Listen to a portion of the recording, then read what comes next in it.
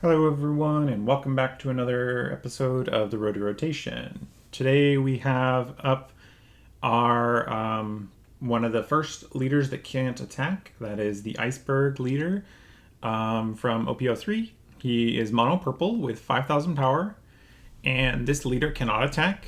And then he has activate main, Dawn -1. You may rest this leader. Play up to one Galila Company type character card with a cost of 5 or less from your hand. So this guy makes up for your inability to attack by giving you access to some of your 5-drop guys, which are usually around 5 or 6 power, 5 or 6,000 power, for relatively cheap. So you can kind of spam them out early. So that's the main conceit of the deck. Other things that this deck has that is unique to it is we get an Onigashima style stage, which lets you constantly be adding Dawn from your Dawn deck, which fits along with this Dawn minus ability. So because his ability is pretty restricted, there's a couple of categories I wanted to go over. First being obviously the Galila Company and Water 7 types that works with his leader ability. First up, we have Iceburg. He's a 1-cost, 2k counter, 0 power with on play. If you have 3 or more Dawn cards on your field, look at the top 7 from your deck, reveal up to 1 Galila Company, your stage. Add to your hand, and place the rest of the bottom of your deck in any order, and then play up to 1 Galila Company. So this is a really important card for the deck. Really gives you access to this Galila Company a lot easier. It's still a 2k, so it's a great card for the deck. After that, we have our basic searcher, Kokoro here, who's a top 5 searcher for Water 7. And all of our Galila stuff is going to be that Water 7. Otherwise, just a basic searcher, important kind of consistency piece for finding your stuff. Next 2k we have is this Frankie. He is a 1-cost, 1,000 power, and when your opponent's attacked, you can give, essentially use Dawn -1 as a 1k counter. Not super great, but as a 2k counter, just having some extra flexibility can be nice. And sometimes this will be enough to get you there. And because you are already kind of expecting to go down Dawn minus, you probably have ways of mitigating the cost to this one. So pretty solid 2k for the search ability. After that, we have Bluno. This one is from EBO1. He's a 4-cost, 5,000 power, 1k counter with on play Dawn -1. If your leader has the Water 7 type, play up to 1 Water 7 type character with a cost of 5 or less other than Bluno from your hand or your trash. So this would be a way of getting cards back out of your trash, mostly, because if you have already used leader ability, then this one gives you a second one, so you can get wide pretty quick here without too much investment, and be ready to get swinging rather rapidly. After that, we have another 2k. This one's a 4-cost, 4,000 power Khalifa, 2k counter. When attacking, Dawn -1. Draw 2 cards and trash 1 from your hand. So this is a good source of card advantage. Unfortunately, it does have to attack, which can make it kind of awkward to get out. But still a solid 2k counter. After that, we have the 5-cost, 5,000 power, 1k counter. The other Khalifa, this one's from EBO1, with on play Dawn -1. If your leader has the Water 7 type, add up to 2 character cards with a cost of 4 or less from your trash to your hand. So the biggest thing that you can do with this one is getting back Blunos, Khalifas, all of your 2Ks, your Iceberg if you need to look again for your stuff. Essentially, this is a on-play Dawn -1, draw 2 2K counters most of the time. Or if you need to find a Bluno, then you can also grab Bluno. So pretty strong card, especially because you can come out off of just Dawn -1.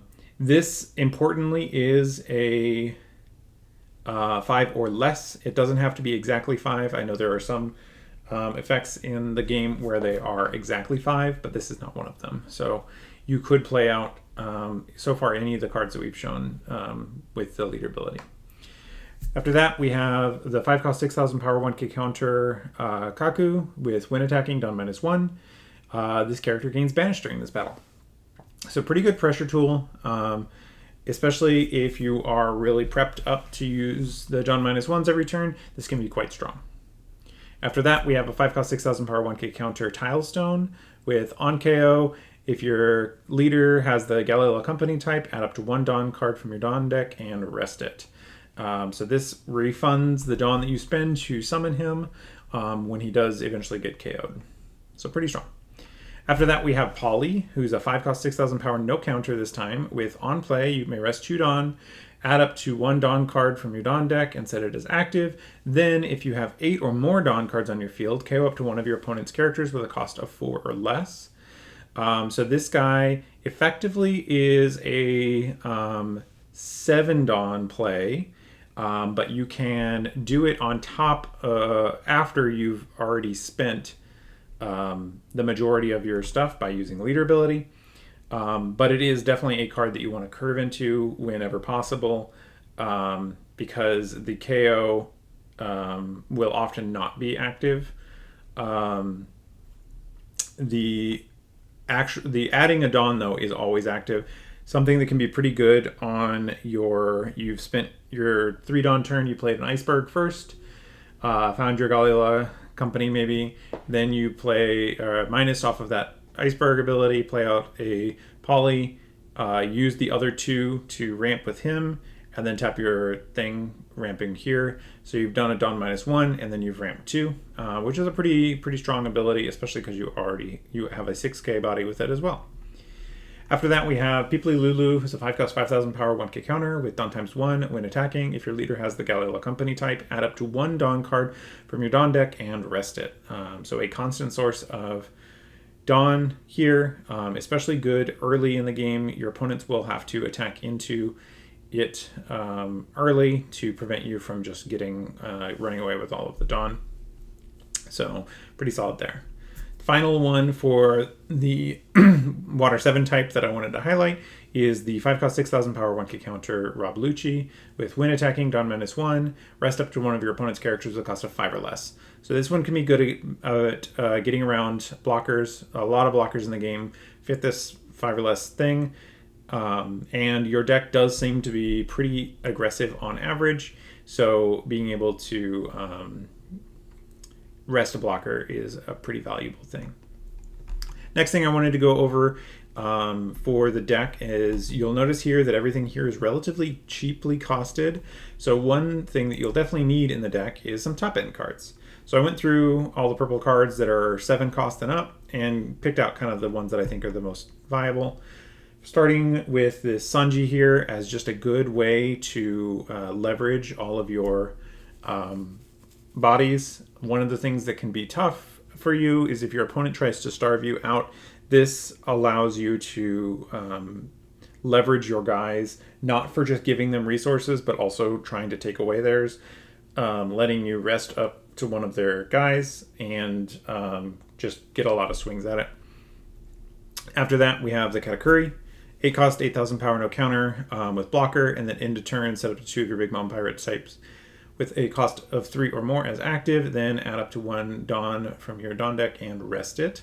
So helps recover some Dawn, and then it is a really good attack blocker. Pretty good card in purple in general. After that, we have the Rayleigh. Unfortunately, the given Dawn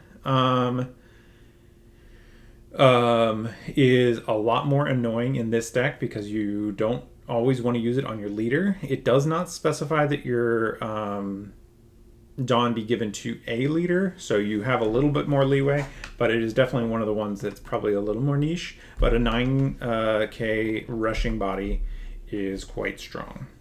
After that, we have this Gold Roger, where if you or your opponent has 10 Dawn, then your leader gains 2,000 power until the end of your opponent's next end phase, which is very strong as a defensive play, especially in a deck that you can just let the Dawn minus afterwards, after the effect is already in place, and summon out some extra bodies to go with it.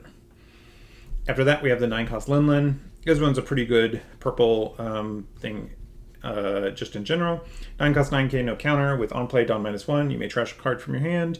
Add up to 1 card from the top of your deck to the top of your life cards. Then add up to 1 of your opponent's characters costs 6 or less to the top or bottom of that opponent's life cards face up. So a little bit of removal, a little bit of life heal, and otherwise just a pretty decently strong card. After that, we have the newest addition to this thing. We have the 10 cost Dofi, who's a 10 cost 10k, no counter, with on play, Don -3. Choose one. The first one doesn't matter because it's only locked to Don Quixote Pirates, but the second one is up to 3 of your opponent's characters with a cost of 7 or less cannot be rested until the end of your opponent's next end phase. So this is particularly useful against Emu, being able to turn off both of their blockers and one of their attackers, allowing you to potentially swing in with whatever you have already managed to establish in the game, making this a rather effective finisher. The next category I wanted to go over is cards that can kind of either synergize with your Don minus, which you're doing constantly, or get extra value off of it. So the first two are going to be this Pudding and this Captain Kidd, which are both, their ability is about the same. Pudding is your turn once per turn when a Don card from your field is returned to your Don deck. Add up to 1 Don card from your Don deck and rest it. And then Kidd is the same, but he sets it as active. Both of these are ways of just keeping neutral on your Don while still getting to use it, your leader ability. Kidd is a blocker, and Charlotte Pudding comes out a little bit earlier, so there's a little bit of a trade-off there.